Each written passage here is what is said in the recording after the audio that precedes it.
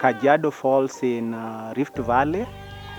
This is one of the areas whereby the rainfall is not all that frequent, and it's a dry area.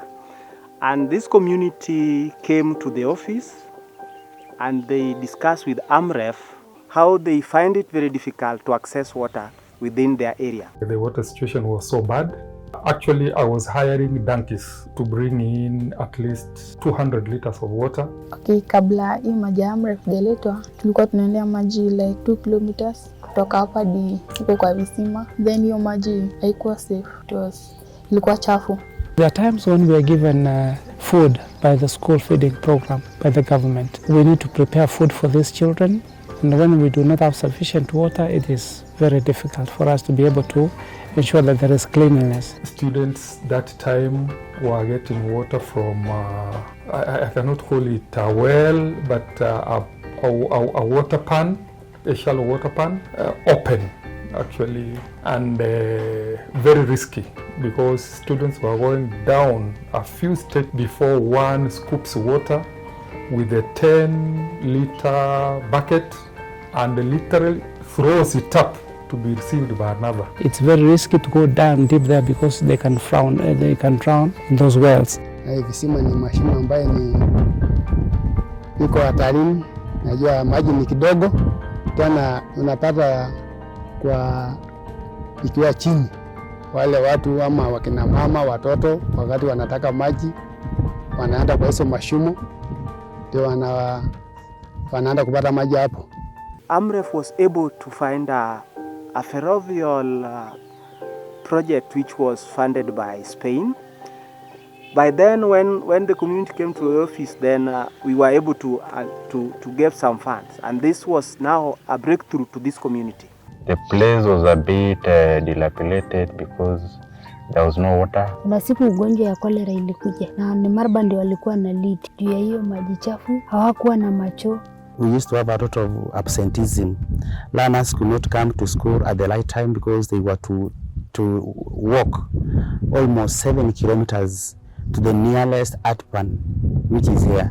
So the learners could come to school very late, and more often we used to have a lot of waterborne diseases which could put them out of the school for some time. Kila siku shuleni walikuwa wanakuja kila siku wakiwa naumwa na tumbo. You getheri hivi vizuri juu maji hakuna. When there's no water, class attendance is low. We have realized it has been a challenge, even for the teachers, to stay around and even wash their clothes and all that. We were able to come and do some assessment to see which kind of intervention that AMREF can come in and how can AMREF assist this community. As you can see, the community used to take water from the riverbed.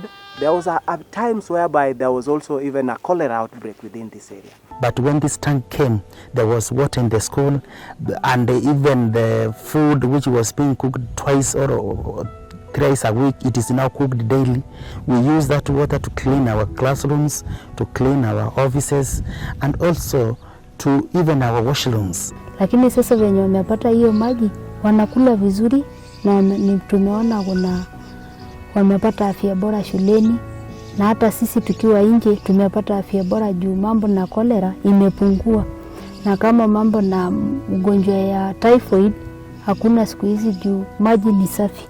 Community came in, they were carrying stones, they were providing the unskilled labor, and then within a span of a short time we were able to construct this beautiful sand dam by the end of the day. Now that water is around, we can afford to use that time for remedial teaching. Having access to clean water imetusaidia kuwa healthy, alafu hatupati magonjwa like there before.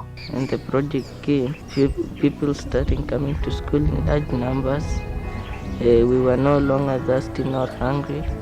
The teachers were coming to school because we were concentrating in their work, and there was no longer sleeping in class. Hiyo maji ilikuwa inaleta magonjwa, sababu inaleta magonjwa ya tumbo. Kuna wakati hii cholera ilibreak hapa na ni sababu ya hii maji chafu. Obviously, you could see the levels of hygiene among our students is on the higher side. We have the vegetable garden, agriculture project, and of course the saving which we have had. We have started planting the flowers. We are beautifying the school because we can get some water to put on those plants. A sand dam is a weir which is constructed across a river. This weir is to block the movement of sand so that it accumulates on the upstream, and hence when it restores the sand, there are other overflows which also still go down the river. As you can see, this sand dam, this is a weir which was constructed, and if you see behind the weir, there is a deposit of sand, and this sand, when it rains, there's a lot of water deposited inside, so it acts as a water reservoir. And then it can have a throwback even like 5 kilometers from where it is.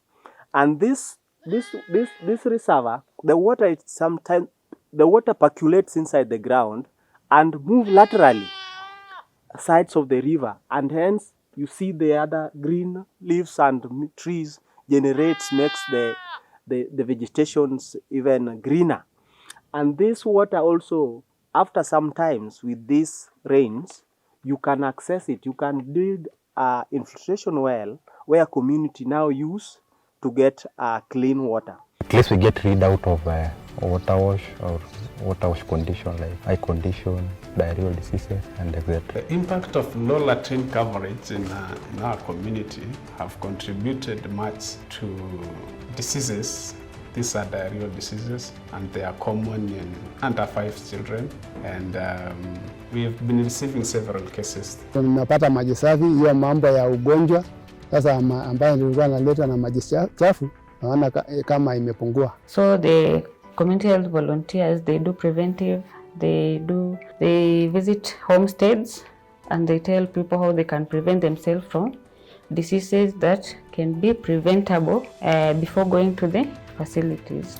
And currently, after construction and use of latrines, the issue of diarrheal diseases have dropped, and the basic sanitation in our community and the environment have been observed. Imetusaidia sana juu kama saa hii AMREF wametuwekea training karibu 10 Marba, wakitu training tu mambo ya choo. The project has offered much in the community, one by sensitizing, one by educating our CHVs on CLTS and water sanitation and hygiene. The other thing, it has sensitized them, the community, the general community, on the proper sanitation and hygiene. It has also supported during follow-up, when we find a new latrine being constructed, the owner is being rewarded with a t-shirt and a water filter to filter the drinking water, or to treat the drinking water, and that has really motivated the community to build more latrines. Kulingana na mradi wa maji wa AMREF, walipata faida sana juu zamani watu wako wanajua kuosha mkono, lakini vile ulipata hiyo maji, saa hii ukitembelea watu wa Marba, unapata mama kuna kashamba yake hapo tu, hapo nje ya nyumba yake, anapata sukuma hapo, anapata spinach na anakula juu ya hiyo maji ya AMREF. Sisi tumekubaliana kwamba utakuwa kila mtu anatoa kitu kidogo, labda wakichota maji, ili hawa wanakamati aweke hiyo kitu kidogo, wakati maji kuna shida yoyote ama hii baho ikipata shida yoyote, ndio anaanza kuangalia ama kurekebisha. We formed a committee that is a village sanitation committee to foresee the project, to ensure that we will not go back again from open defecation free to open defecation. They are doing good to change the life of human beings, because water is life. Mimi kama chama nimeshukuru sana Ferrovial na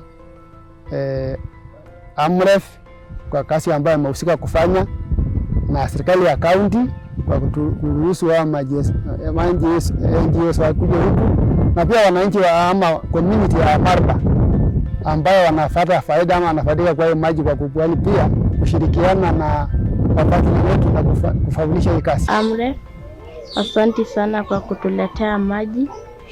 Tumeweza kuishi maisha nzuri tena.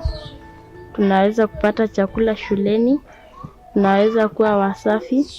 Hakukuwa tena na magonjwa ya uchafu. Ile jasha AMREF samea kirayo kiriko sidai.